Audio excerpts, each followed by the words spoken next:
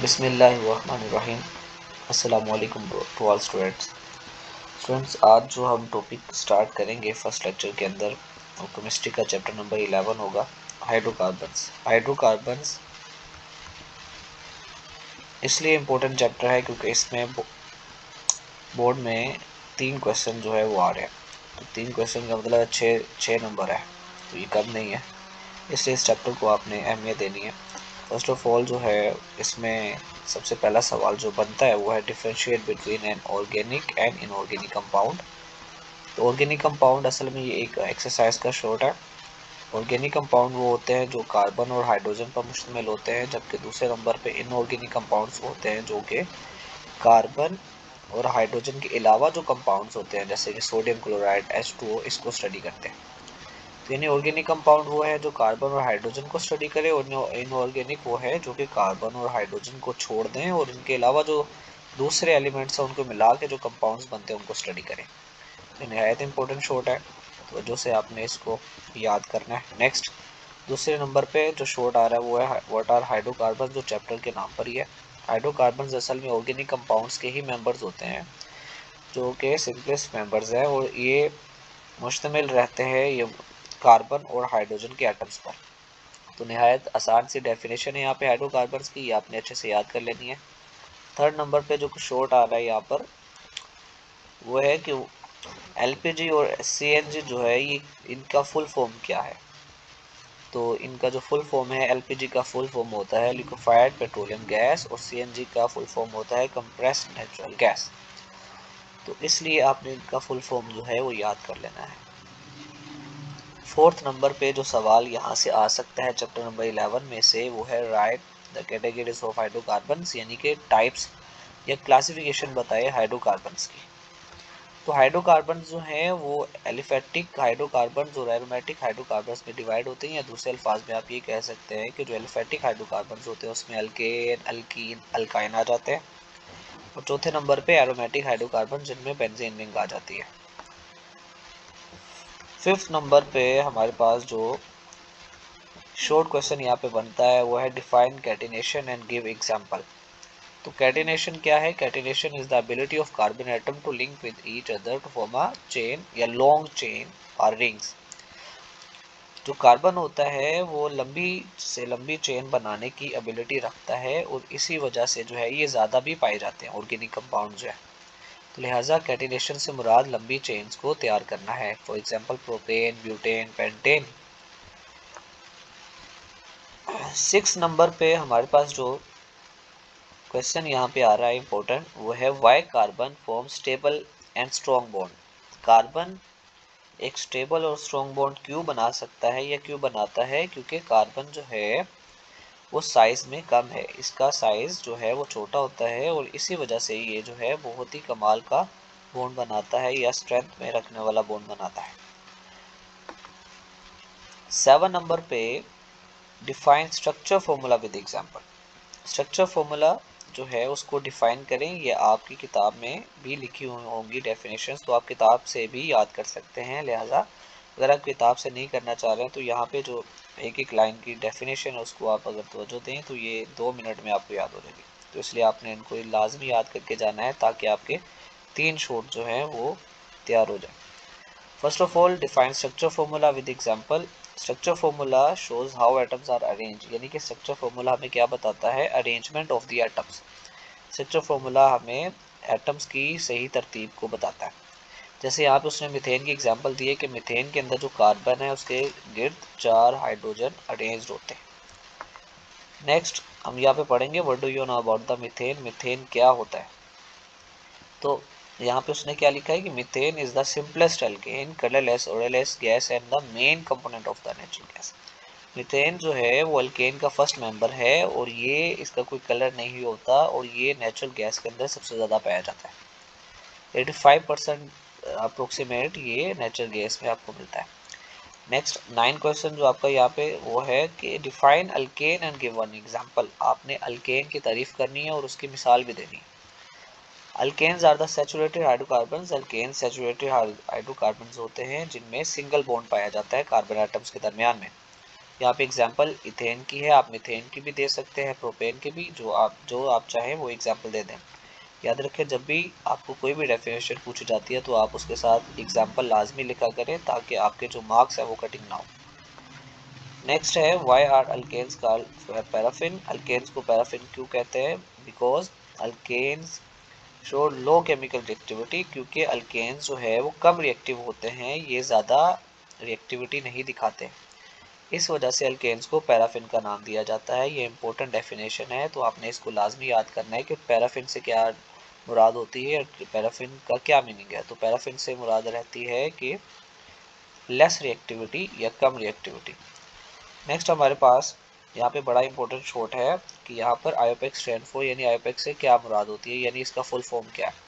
तो आयोपेक का full form होता है international union of pure and applied chemistry. तो ये एक लाइन का बनता है आंसर, तो आपने इसको अच्छे से याद कर लेना है। नेक्स्ट है डिस्क्राइब 3 पार्ट्स ऑफ आयोपेक नेम। आपने यहाँ पे जो 3 मेन पार्ट्स होते हैं जो ऑर्गेनिक कंपाउंड्स को लिखने के लिए ज़रूरी होते हैं उनको एक्सप्लेन करना है, यानी उनका क्या फंक्शन है यहाँ पे आपने डिटेल में बताना है। फर्स्ट ऑफ ऑल प्रीफिक्स, ये सब्स्टिट्यूएंट जो होते हैं, जो सब्स्टिट्यूएंट जो अटैच रहते हैं रूट के साथ, उसको बताता है। देन वर्ड रूट, जो मेन रूट है आपका, जो मेन चेन होती है, उसको नंबर ऑफ कार्बन एटम्स को ये बताता है। और लास्ट पे आता है सुफिक्स, टाइप ऑफ बॉन्ड और फंक्शनल ग्रुप, ये आपका जो फंक्शनल ग्रुप होता है उसको डिस्क्राइब करता है। तो आईपैक नेम लिखते हुए इन 3 चीज़ों के बारे में हमें पता होना चाहिए, तभी हम किसी भी कंपाउंड का नाम जो है उसको लिख सकते हैं, अदरवाइज हमें उसका नाम नहीं लिख सकते। 3 चीज़ें हैं, prefix, root and suffix. Prefix जो सब्स्टिट्यूएंट को बताता है, रूट जो कि कार्बन के एटम्स की तादाद को बताता है, और सुफिक्स जो फंक्शन ग्रुप को बताता है। नेक्स्ट हमारे पास आता है सवाल नंबर 13 जो कि है right dot and cross of structure methane, ethane and propane. यानी आपने बताना है, डॉट और क्रॉस फॉर्मूला लिखना है, और इसकी प्रैक्टिस आपने क्लास में भी की होगी, लिहाजा आपने इसको अच्छे से देख लेना है कि जो मीथेन होता है जिसमें एक कार्बन और 4 हाइड्रोजन होते हैं, कार्बन के गिर्द जो है डॉट एंड क्रॉस के साथ जो है वो हाइड्रोजन अटैच रहता है। इसी तरह से इस दूसरे साइड पे भी डॉट और क्रॉस के साथ हाइड्रोजन, अपर साइड पे और लोअर साइड दोनों साइड पे हाइड्रोजन जो है इसी तरह डॉट और क्रॉस की फॉर्म में। आपने क्या करना है, सिंपल आपने जो बॉन्ड हुआ करता था जहाँ पे एक लाइन से लिखा जाता था, उस लाइन की जगह पे आपने सिंपल क्या लगा देना है, एक डॉट और एक क्रॉस लगा देना है। इसे डॉट एंड क्रॉस फॉर्मूला बोलेंगे।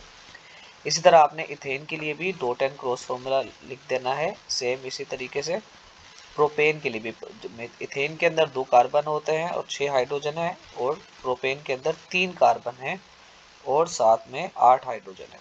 लेकिन हर एक को अगर आप देखें, कार्बन कार्बन के दरमियान डॉट एंड क्रॉस से इसको रिप्रेजेंट किया जा रहा है, और कार्बन हाइड्रोजन के दरमियान भी जो बॉन्ड है उसे डॉट और क्रॉस से जाहिर किया जा रहा है। नेक्स्ट क्वेश्चन पे चलते हैं, क्वेश्चन नंबर 14 पे, why alkanes are consider non polar. Alkanes non polar क्यों होते हैं? तो अल्केन्स नॉन पोलर इसलिए कहलाते हैं क्योंकि इनके अंदर जो इलेक्ट्रॉन्स होते हैं वो इक्वली शेयर किए जाते हैं कार्बन और हाइड्रोजन के दरमियान या कार्बन कार्बन के दरमियान, इसलिए यहाँ पे अनइक्वलिटी नहीं होती है, जिसकी वजह से बॉन्ड जो है वो पोलर नहीं बनता बल्कि नॉन पोलर ही रहता है। नेक्स्ट हमारा क्वेश्चन है right the general formula of alkane. Alkane का जनरल फॉर्मूला क्या है? Why methane is also called hydrocarbon. Alkane का जनरल फॉर्मूला होता है CnH2n+2, जो कि आपने क्लास में भी याद किया है। लिहाजा यहाँ पे दूसरा सवाल है कि मीथेन को हाइड्रोकार्बन्स क्यों कहा जाता है? क्योंकि मीथेन के अंदर 2 ही तरह के एटम्स पाए जा रहे हैं, एक कार्बन और दूसरा हाइड्रोजन। तो हमने ऊपर भी डेफिनेशन पढ़ी है कि जो कार्बन और हाइड्रोजन पर मुश्तमिल होते हैं उन्हें हाइड्रोकार्बन्स कहा जाता है। नेक्स्ट हमारे पास यहाँ पे क्वेश्चन नंबर 16 है कि how are the alkyl halide reduce. ये आपके चैप्टर के एंड पर जो रिएक्टिविटी है या प्रिपरेशन है वो टॉपिक यहाँ पे लिखा हुआ है कि अल्काइल हैलाइड को रिड्यूस कैसे किया जाता है। रिडक्शन से असल में मुराद होता है कि हम हाइड्रोजन को ऐड कर दें। तो हाइड्रोजन को ऐड जो है यहाँ पे उसने निकल, प्लैटिनम और प्लैटियम जैसे कैटलिस्ट बताए हैं, लेकिन आप इसकी जगह पे जिंक का इस्तेमाल भी कर सकते हैं और एक्वस मीडियम भी ले सकते हैं, जो किताब के ऊपर रिएक्शन लिखा हुआ है। सिंपल क्या करना है कि इस रिएक्शन में जो हेलोजन है, जो X है, इसको हमने रिप्लेस कर देना है हाइड्रोजन के साथ। जहाँ पर एक्स आ रहा है, जहाँ पे हेलोजन का मेंबर आ रहा है, इस एक्स की जगह पे अगर हम हाइड्रोजन को ले आते हैं, रिप्लेस कर देते हैं, तो ये हमारी रिडक्शन हो जाएगी और इससे हमें अल्केन मिल जाएगा।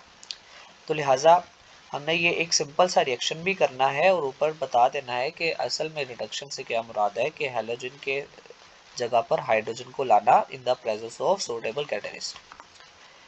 नेक्स्ट हमारा जो क्वेश्चन है वो है हाउ इज मार्जाइन प्रोड्यूस, यानी जो आप जिसे घी बोलते हो वो हम किस तरह से तैयार करते हैं। तो यहाँ पे आंसर है margarine is produce by the hydrogenation. असल में जो वेजिटेबल ऑयल होता है उसकी हाइड्रोजनेशन करने पर, यानी कि ऑयल में से हाइड्रोजन को गुजारने पर और निकल कैटलिस्ट की मौजूदगी में ऐसा करेंगे तो हमें मार्जाइन यानी कि हमें जो घी है वो मिल जाएगा। लिहाजा नेक्स्ट बड़ा important short what is mean by cracking. Cracking से क्या मुराद होती है? Cracking is the breaking of large hydrocarbon molecule into smaller molecule.